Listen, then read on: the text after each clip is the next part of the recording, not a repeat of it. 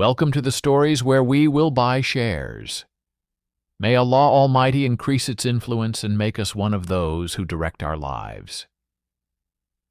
Brother, this is the poor man's dream. This poor man looks up to the handsome industrialist he sees on television every day.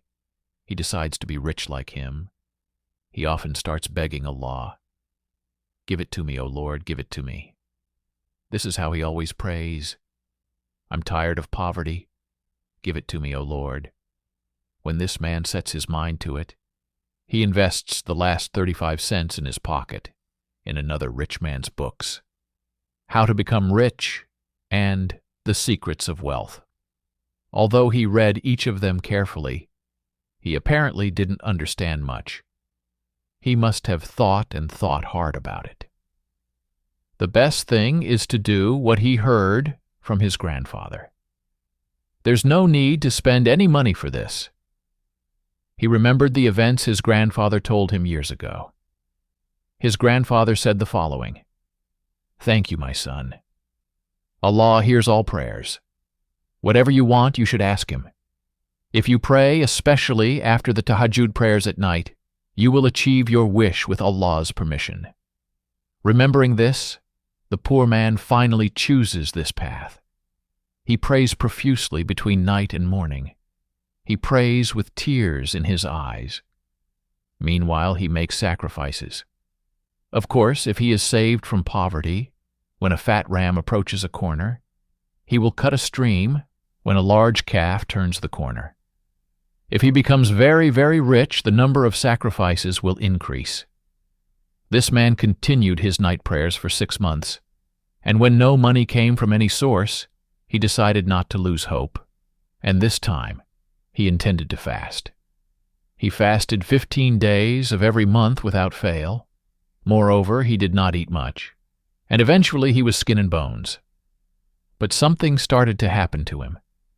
He said he heard strange voices from the nearest person, Regaip. He even said that sometimes he talked to the owner of those voices. Again, one of those who talked to him one day called out to him, "Oh, strange man, do you know that person you admire?" He said there was a handsome industrialist businessman. He started to think about this person, since he had only seen him on television. Did he not know how that man lived, what he ate, drank, where he traveled? The person who talked to him said, "If you like. Would you like me to introduce you to that man closely, both his past life and his afterlife? This is his story." The poor man didn't want to miss this opportunity. This is the job. Thanks, L. When he accepted the offer, he began to watch the person he admired with a spiritual cinema. The first thing that came to mind was a long queue of people. The rich, handsome industrialist was sitting at the table in front of the queue, giving something to everyone. The poor man immediately asked what this queue was about. They said the rich man pays his workers monthly. He has perhaps 10,000 workers in many factories. That person you admired very much enjoys giving the workers their salaries personally, and that poor man's admiration increased even more. He met such a humble man for the first time. He really liked Moosh. We talked about the regretful house cinema. The scenes lined up one after the other. A little later, a different image appeared on the screen. This time, the rich man was holding an ornate suitcase. He was surrounded by 5 guards. As the poor man watched this image with admiration, a voice he heard this time said, "That man you admired is going on a nice vacation. Look at the winter season. He will rest in a warm country. Of course, in the sun too, a little like this." The poor man sighed once more, because until that day he couldn't even take a week's vacation from working like Ilgaz. "So let him," he said wholeheartedly. "Please give me a break, so I can enjoy it like this man." The poor man later watched many similar pictures from his rich life. Let's not make it longer. his magnificent villas on natural gas, his 510 latest model cars, his fat bank accounts, and so on. While the poor man was lost in daydreams, the sound didn't play again. "If you want, let's put on a different movie now," he said. "Apparently you really like this," he said. "Yes," he said. "Is it possible not to like ours?" When this new movie appeared on the spiritual screen, the man objected, "But wait a minute. We've watched this movie before." I watched it. People lined up again, and many of them surrounded that man. And just like before, the man took his suitcase with him. He must be going on a new vacation. I watched this one. No. The person talking to him said, "By the way, there's only one similarity." "How do you mean, isn't it the same?" The poor man replied, "That voice." The people in the queue said, "He's him," not to get a salary. The workers who are defendants with that man, who are creditors for human rights, are demanding their rights from their bosses. The people he has defrauded or empowered are surrounding him. And that suitcase, you wondered, didn't you? Didn't. He said yes. And the one who made him poor? Let me tell you that too. Yes, that's right. The man is going on a long vacation. And this time, he will wear bronze in a much warmer place. ABC. My mother said, the scenes you saw are the states of the man after his death. Don't forget what you see. What really matters is there are big differences between what is your characteristic and what we follow home. E. Let's be careful. Mother's longing. Also, last year's during Friday prayers, we spread it. An old man on his right. There was an empty seat for one person. Just to his right, there was an empty seat for one person. As the old man stood up a lot, he turned back and said to the 14-15-year-old young man who was behind the empty space, "Fill the handle, son. Come close to me." That child assumed a shy expression. "Down, uncle. If possible, I want to break it here. Someone else can go there." The old man pointed to the long pile green carpet the child was on. "What is that?" he said. "Or are you not coming because it is softer in the field?" "Ha, mother. What will happen to his son? How strange I find these actions of that old man." We performed the prayer. When the prayer was over, I first congratulated the old man next to him on Friday. Did that young man in the back come and kiss the hand of that old man who had brushed him before in the mosque? The man seemed to regret what he said. While caressing that young man's honorable cheeks, he said, "My son, please excuse me for calling you a mother's boy." My words escaped me in a moment, and the boy's eyes filled with tears. What happened to the Subasha ground? A tear appeared early and rolled down his cheeks and said, "But you are right in what you said, uncle. That carpet that I insisted on praying on when he passed away last week, he killed my mother's coffin. When he prostrated there, it was as if he was embracing me." You are right, uncle. A true Sonakale story. When I was 8-10 years old, I was very curious, and I asked my mother, Mother, why can't my Uncle Zainab walk? She always limps, and that Ghazi, my little one, is a Sonakale Ghazi. I mean, there. He fought there, and was he wounded? Yes, a bomb exploded next to him, and a new piece of shrapnel lodged in his body. Of those pieces were removed in a very difficult surgery, but 7 pieces couldn't be found with the means of that day. My son underwent several surgeries to find the last piece, but during these surgeries he accidentally cut his leg veins, and your brother-in-law became disabled. That's why he became bedridden. My brother-in-law Zainab was my mother's sister's, my aunt's wife. Their house was very close to ours. I go there first on happy holidays. After kissing my aunt's hand, I was surprised by the rich uncle's bed that he never got up from. Happy holidays, he would smile too. Thank you, son. Your neck stretched a little more as if he was saying mashallah. That's him. I was dying to hear what he had experienced from his own words. You were happy when I finally told him. As far as I understand, he also wanted to pour out his heart and relive those days. His eyes were focused on a certain point. A sadness covered his face. He started to tell me and my son, who hadn't yet turned 20 when he was drafted. Maybe he was around 19. After a very short training period, they sent us immediately to the front. The area where we went was like the apocalypse. The occupying forces were landing one after the other. British and French ships were heavily bombing the hills we were on before they landed. They were standing there like a sham. When they came down, they thought all the Turks were dead, so they landed soldiers on the shore. But when they landed, we were taking them from the trenches, of course, with God's help, and throwing those who had come out into the sea. The young man asked, "What does pushing into the sea mean?" It means pushing the enemy all the way to the sea. In other words, chasing them. You understand. Well, did you do this with guns? We were just firing, my son. Then we dived in and attacked them with bayonets. It was a shockingly bloody war. That blue sea, as you know, on that beach where we worked, turned red. Everywhere was filled with human parts, arms, legs, fingers, and those parts.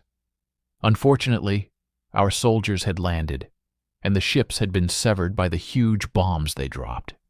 Even as we were fighting these enemies neck and neck, they were dropping bombs from the ships. He asked a question. At that time, weren't their own soldiers dying too? They were doing this out of necessity. Meanwhile, they were returning, but we were also forced to return to the trenches. When they retreated, they were sending help to their soldiers who were in a difficult situation. Believe me, we had lost so many martyrs that we couldn't find a place to set foot. At one point, we were together a little while ago. We talked and said our goodbyes. We were walking, stepping on the martyrs. When I came to how I got injured, a terrible bomb exploded next to me during the fighting. I heard this bomb explode. I don't remember the rest. It's like a dream. Later, my friends told me this. When my body was covered in blood, the medical team didn't care for me, thinking I was dead. When there were thousands of wounded, martyrs shouldn't be taken care of. Of course, they shouldn't be taken care of when the fighting is over. I don't know when I opened my eyes, but it was noon. The bombardment had stopped, and our soldiers had retreated to another place. There was no one around. I tried to understand where I was. I was hearing groans from these wounded soldiers. But those sounds were cut off suddenly by a rifle shot echoing from far away. Then I realized what was happening. God had saved us from the enemy ships through binoculars. They were eating flesh. When they saw the wounded, that is, those who could move, they were shooting them one by one with those rifles used by snipers. I was very seriously wounded. I was continuing to lose blood. But perhaps worst of all, I was suffering a greater torment, with billions of black flies swarming with the blood of the martyrs, trying to get into my mouth and nose.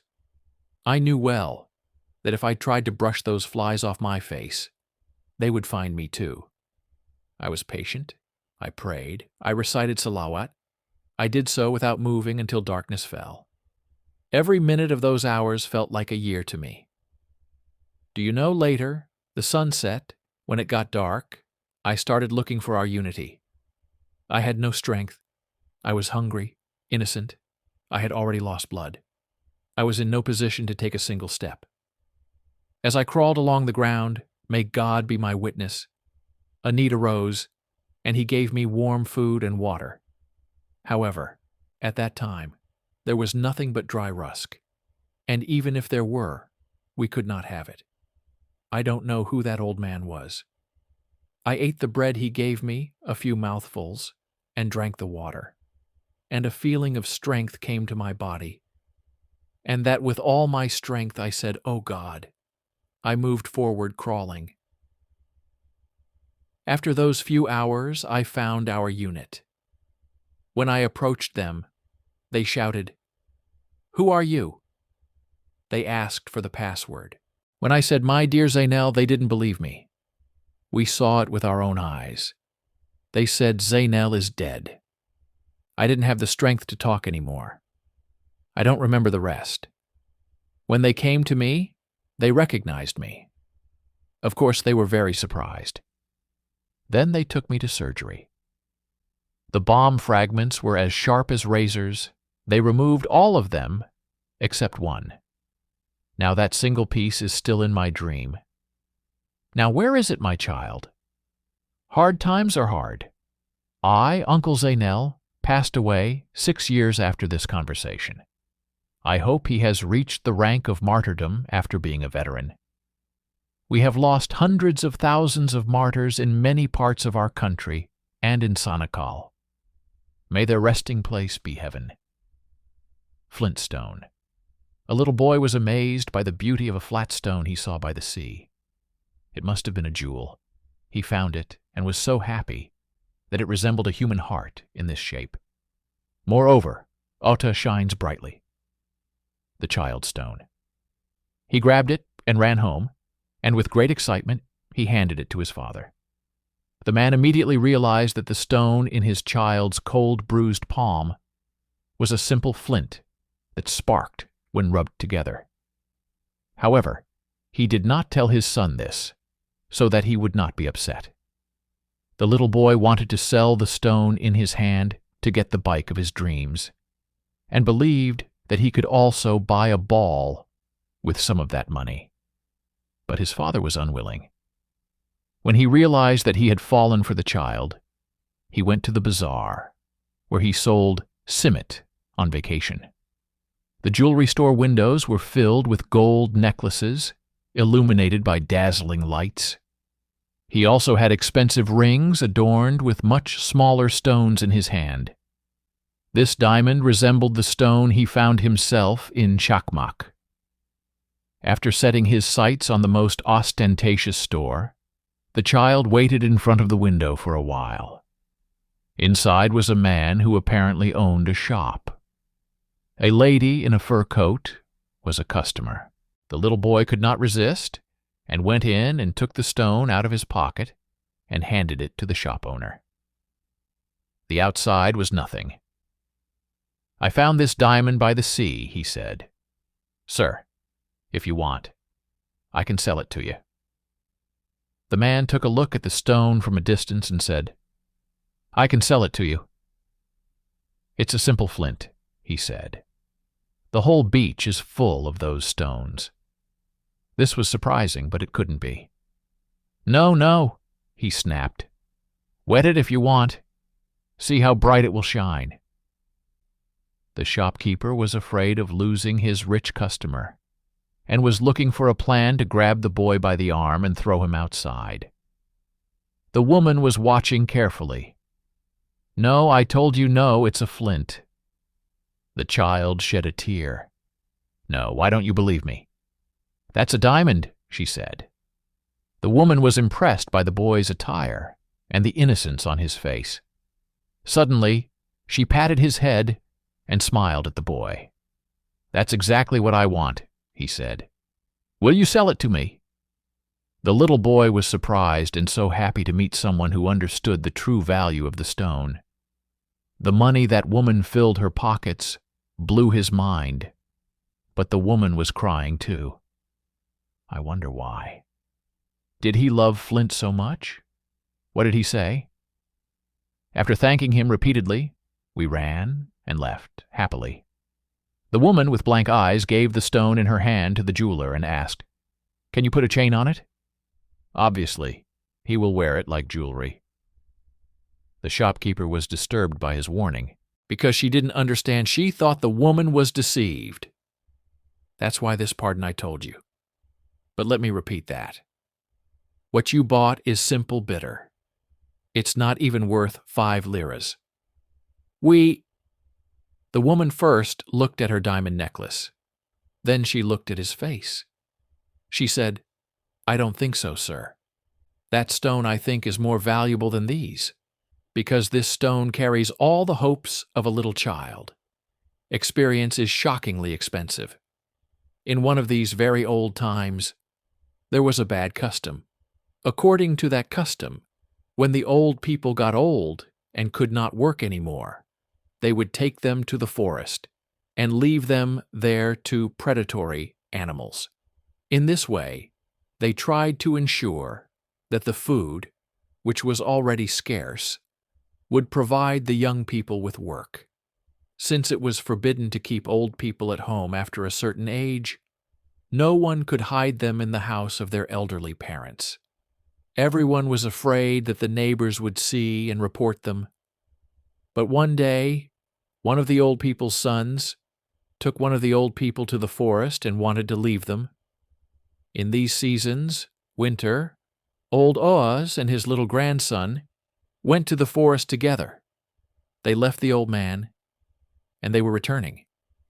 It seemed that the little grandson had forgotten the toy girl of his grandfather. He realized he had forgotten it with him, and went back to his father to get it. His father didn't care. He got angry, "But I have to get it, Dad. Or when you get old, I'll take you to the forest with me and leave you." Subscribe. That man understood at that moment that his old father's destiny would be fulfilled when he got old. After thinking for a while, he returned to the place where he left his father. He untied his hands and brought him home. He hid his father in the hayloft and started to secretly feed him every day. But some time passed, a disease spread among the animals in Ishkoy. The animals stood like that, one after another. No one could find a cure, because they were all young and inexperienced. The old man said to his son, "My son, separate the sick from the well. Then, prepare medicine for the sick from such and such herbs. Do this and that to the healthy." This one did exactly what his old father said, one by one. The death toll among his animals decreased. Most of them were saved. Then, as it is every year, when the holiday came, the village people started to sacrifice animals. He gave this and that to his old son again. "My son, the animals in the village have become very scarce. You don't have many animals either. Don't sacrifice animals this year, but really." Within a month or two, the whole village began to suffer from a shortage of animals to work the fields.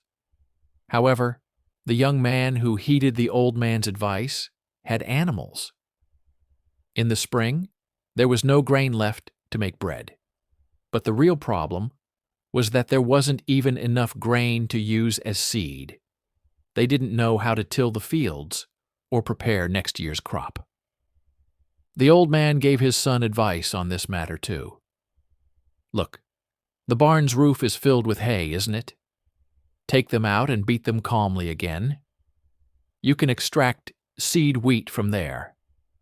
The old man did as his father said. They became the ones with seeds in the village, Tuka. But of course this brought about his interest. The whole village people started to think this young man was a sorcerer. Everyone's business is going badly. This is good. Everyone's animals are dying. This the Kyler is saved. This house seems strangely vulnerable to evil, and they started to watch the house. Alas, in the end, the truth was revealed. It turned out that the old man was still alive. Subscribe. The villagers complained about this young man to the king. They said he didn't follow these rules. The king first told him that he was disregarding the laws. He was very angry, but after listening to what had happened, he accepted that a good and appropriate compromise could change many things, and passed a new law regarding the elderly. This is the story. From now on, children will look after their parents in old age and keep them happy, because there are always things they can learn from life experiences. Experience is the most expensive blessing for those who know well. That shoe was one. While the shoemaker was placing his new goods in the display case, a child on the street was watching him. Since schools were about to close, the demand for sneakers was high at that time. In fact, the goods weren't very luxurious, but it was enough for a small shop. When he placed the best of them in the front, the child moved a little closer to the display case, but he was using a crutch. And besides, the shopkeeper, who had barely placed this display case, looked at him once more. The left side of his trousers was empty after the knee, and that was why they were flying left and right. The shoes the child was looking at seemed to have entranced him. This left the child staring at it for a while. This made him lost. When Hulya left and set off on her way, the man ran out of the shop. Have you thought about buying smaller shoes? Look, this year's models are great. You should try them. The child turned to him. They are really beautiful, but I was born missing a leg. I don't think it matters, said the man. There is no one completely complete person in this world. We all have some. Some are missing hands, some are missing legs. Worst of all, some are missing minds or consciences. The very young child wasn't reacting at all. The man continued talking to please the child. I wish we were missing feet instead of missing consciences. That child was thoroughly confused. Now this time, he approached the man. I couldn't understand what you were saying. Why would it be so? Yes, it's very simple. The man said, if we don't have a conscience, if we don't have a humanity, we can't enter heaven. But if we don't have a foot, it's not a problem. If our faith, humanity, and conscience are good and our worship is in place, there is no problem even if we don't have feet or hands. In the afterlife, all deficiencies will be completed anyway. Even disabled people will receive more rewards than healthy people. In the afterlife, we, the little boy, hearing these, smiled once more. Interestingly, the pain he had endured until that day seemed to have eased. The man pointed to the window. Look, that shoe you're looking at actually suits you. Would you like to try it on, child? You shook your head. It says 30 liras on it, said the first man. I don't understand, he said. No, don't worry. Let's bring the sale season a little earlier for you. But in that case, it will fall to 20 liras. Well, you'll only buy one, and that's 10 liras. The boy thought for a moment and said, the other shoe is useless. If I buy one, who will buy the other? But you did it, the man laughed. I'll sell it to a child with a missing right foot, so what? The very young boy was convinced by these words. The man continued, You're a student, Mehmet. Yes, isn't he a student?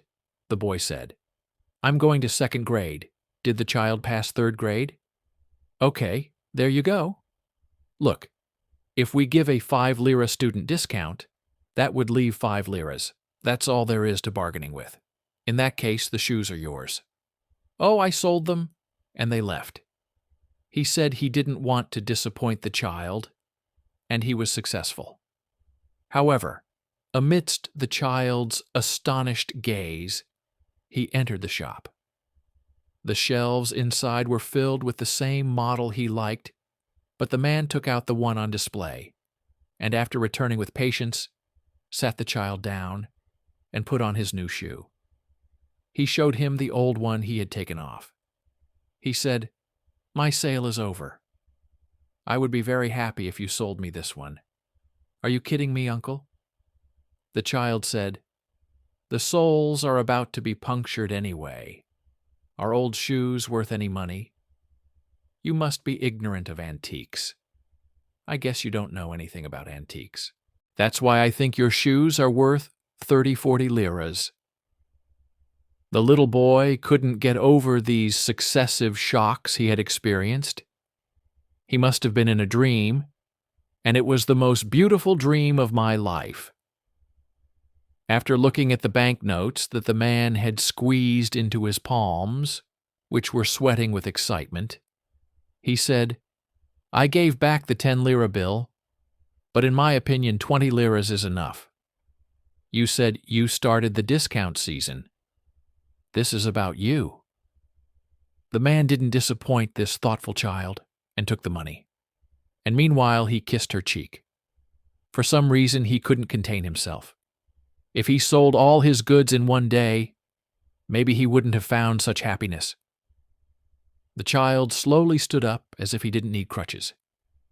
He thanked her with a warm smile. But did he say my father was right? He said there's no need to be sad because I'm disabled. As they say, every wind finds dust to blow. Every life finds a life to live, and every hope will come true. You'll find a dream. The only thing that can't be is yours. Exactly what happened. There's another incident that happened at that time. The incident I'm going to tell you is not a figment of imagination. It's fiction. It's not a novel. It's an event that happened recently. The hero of this incident is a young sister, 25, 26 years old. About 5 or 6 years ago, when I was a retailer for some sports shoe brands, we, as a company, were also meeting the material demands of the second league clubs.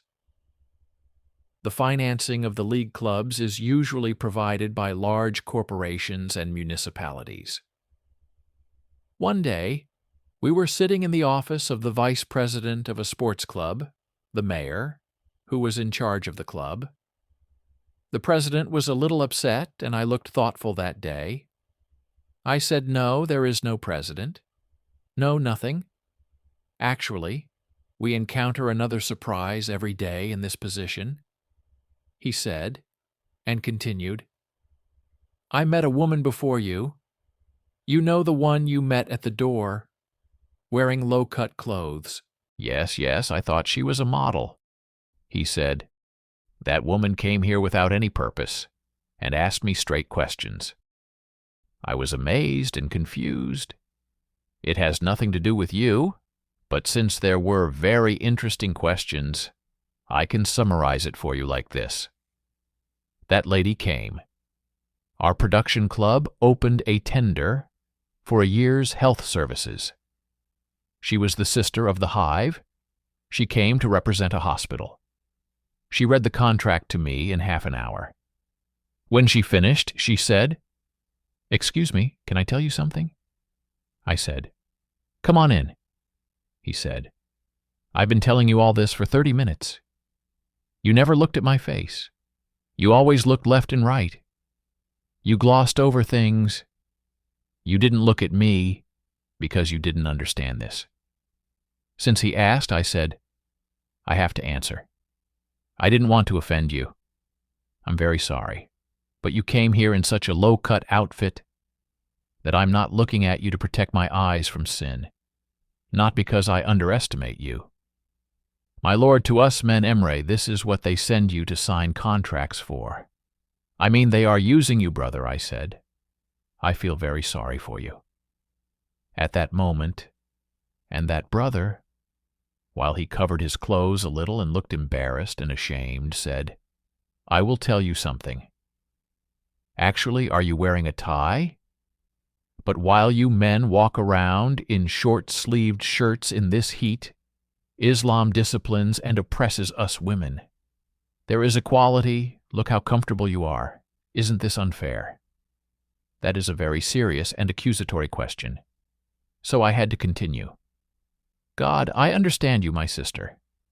If I ask you a question today, do you understand electricity? He said, Yes, my father was an electrician. Well, if I ask you a question, what does it have to do with our topic? I said, Please, can you answer me? He said, How many cables are there in this socket?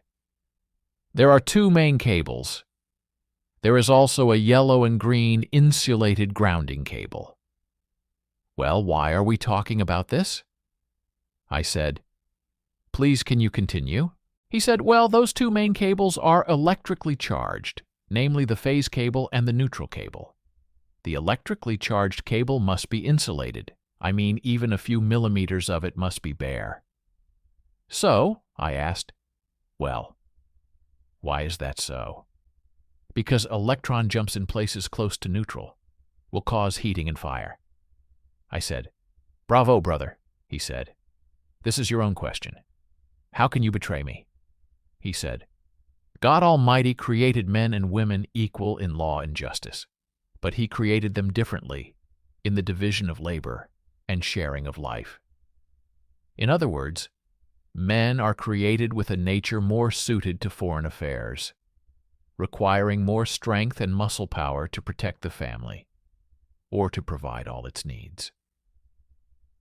Our female siblings are also created with a nature more suited to domestic services, birth, care, child rearing, and human development as teachers, perhaps the highest quality and expertise required for domestic affairs.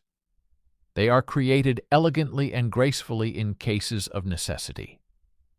Of course, there can be assignments, but the elegance and beauty given to women, just like what you just described, that electricity is attractive and a catalyst of attraction. From the advantages you just described, all these plus differences in this woman are allocated to the man of the family, that is, his wife, for peace and happiness. The attention of others causes jealousy and unrest, which brings suspicion. The rapes, divorces, and murders committed on this subject every day on television are part of this thesis. It proves its truth. No, my dear brother, please don't get angry with me. I'm telling you because you asked. Islam gives us preventive measures like veiling to establish this social peace. One of them is, he was surprised by the prayer. Did the brother interrupt me? Yes, I understand, he said. I understand. Thank you very much. It's very interesting. Besides the family dimension, there is a security dimension to this business. There is a social dimension. There is a dimension of servitude. There is an aspect of obedience to Allah. I started to assume that there is an aspect of obedience to Allah. He said to me, The next time we meet, I will see a completely different person in front of you. From now on, I will reevaluate my relationships with my hospital L according to this template you drew. He left with tears in his eyes, showing respect. She was my daughter's age. I prayed then, O Lord, please forgive our daughters and all Muslims. Anyway, when we completed our meeting with the presidency, I left too. But a few days later, I kept thinking about this incident. Did the sister he was talking about really understand the facts? Or did she just say it for fun? I went to that sports club again. Hello, conversation, how are you? Then I said, You're talking about a sister. Is there any development regarding her? He said, What is it? I asked for the next appointment the next day. When he didn't come, I got curious and called his company. That day, when he left, he handed over the files. He wrote something on his desk for almost half an hour. He left the paper on his manager's desk. He said goodbye to some of his friends and left. I was curious too. I said, Okay, what did he write on the paper he left on his manager's desk? It was very interesting, but I'm resigning from your company because I know you won't accept my offer to continue your working life in hijab. Everyone has their time. Manage it. How happy are those who want to be and those who are instrumental in people's guidance from Allah.